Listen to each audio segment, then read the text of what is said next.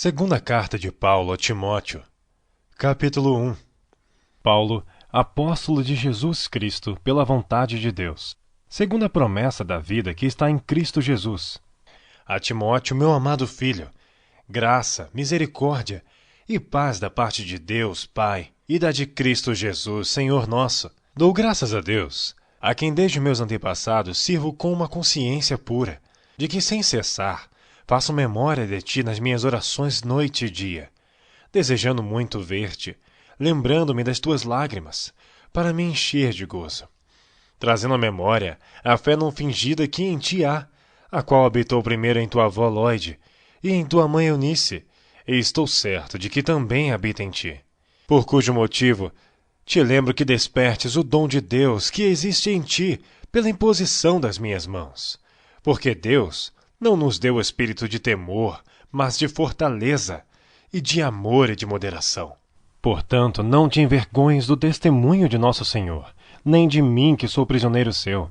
Antes, participa das aflições do Evangelho, segundo o poder de Deus, que nos salvou, e chamou com uma santa vocação, não segundo as nossas obras, mas segundo o seu próprio propósito, e graça que nos foi dada em Cristo Jesus antes dos tempos dos séculos, e que é manifesta agora pela aparição de nosso Salvador Jesus Cristo, o qual aboliu a morte e trouxe à luz a vida e a incorrupção pelo Evangelho, para o que foi constituído pregador e apóstolo e doutor dos gentios, por cuja causa padeço também isto, mas não me envergonho, porque eu sei em quem tenho crido, e estou certo de que é poderoso para guardar o meu depósito até aquele dia. Conservo o modelo das sãs palavras que de mim tens ouvido, na fé e no amor que há em Cristo Jesus. Guardo o bom depósito pelo Espírito Santo que habita em nós. Bem sabes isto, que os que estão na Ásia todos se apartaram de mim, entre os quais foram Figelo e Hermógenes. O Senhor conceda misericórdia à casa de Onesíforo, porque muitas vezes me recriou e não se envergonhou das minhas cadeias. Antes, vindo ele a Roma, com muito cuidado me procurou e me achou. O Senhor lhe conceda que naquele dia ache misericórdia diante do Senhor. E quanto me ajudou em Éfeso, melhor o sabes tu. Capítulo 2. Tu, pois, meu filho, fortifica-te na graça que há em Cristo Jesus. E o que de mim entre muitas testemunhas ouviste, confia-o a homens fiéis, que sejam idôneos para também ensinarem os outros. Sofre, pois, comigo as aflições, como bom soldado de Jesus Cristo. Ninguém que milita se embaraça com negócios dessa vida, a fim de agradar aquele que o alistou para a guerra. E se alguém também milita, não é coroado se não militar legitimamente. O lavrador que trabalha deve ser o primeiro a gozar dos frutos. Considera o que digo, porque o Senhor te dará entendimento em tudo. Lembra-te de que Jesus Cristo, que é da descendência de Davi, ressuscitou dentre os mortos segundo o meu evangelho. Por isso sofro trabalhos e até prisões, como um malfeitor, mas a palavra de Deus não está presa. Portanto, tudo sofro por amor dos escolhidos, para que também eles alcancem a salvação que está em Cristo Jesus com glória eterna. Palavra fiel é esta, que se morrermos com ele, também com ele viveremos.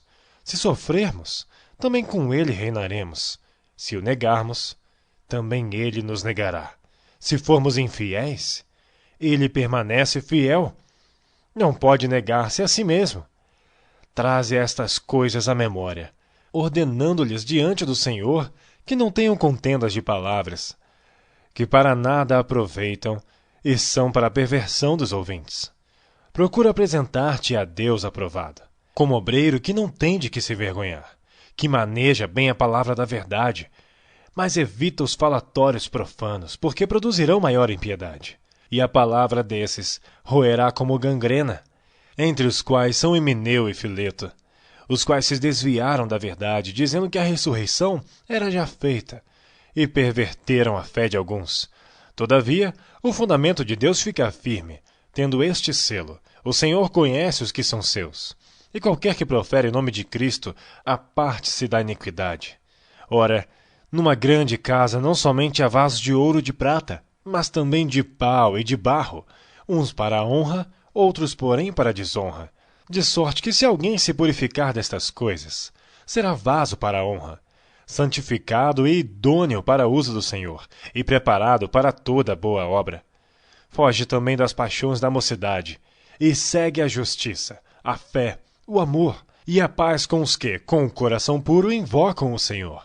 E rejeita as questões loucas e sem instrução, sabendo que produzem contendas. E ao servo do Senhor não convém contender, mas sim ser manso, para com todos, apto para ensinar, sofredor, instruindo com mansidão os que resistem, a ver se porventura Deus lhes dará arrependimento para conhecerem a verdade, e tornarem a despertar, desprendendo-se dos laços do diabo, em que à vontade dele estão presos.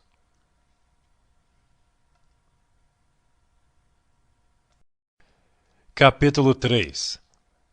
Sabe, porém, isto, que nos últimos dias sobrevirão tempos trabalhosos, porque haverá homens amantes de si mesmos, avarentos, presunçosos, soberbos, blasfemos, desobedientes a pais e mães, ingratos, profanos, sem afeto natural, irreconciliáveis, caluniadores, incontinentes, cruéis, sem amor para com os bons, traidores, obstinados, orgulhosos, mais amigos dos deleites do que amigos de Deus, tendo a aparência de piedade, mas negando a eficácia dela.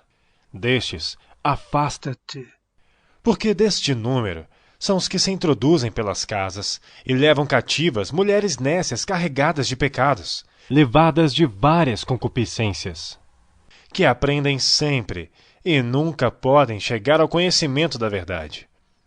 E como Janes e Jambres resistiram a Moisés, assim também estes resistem à verdade, sendo homens corruptos de entendimento e réprobos quanto à fé.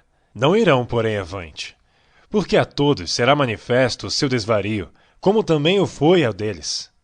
Tu, porém, tens seguido a minha doutrina, modo de viver, intenção, fé, longanimidade, amor, paciência, perseguições e aflições tais quais me aconteceram em Antioquia, em Icônio e em Listra. Quantas perseguições sofri, e o Senhor de todas me livrou. E também todos os que piamente querem viver em Cristo Jesus padecerão perseguições. Mas os homens maus e enganadores irão de mal para pior, enganando e sendo enganados.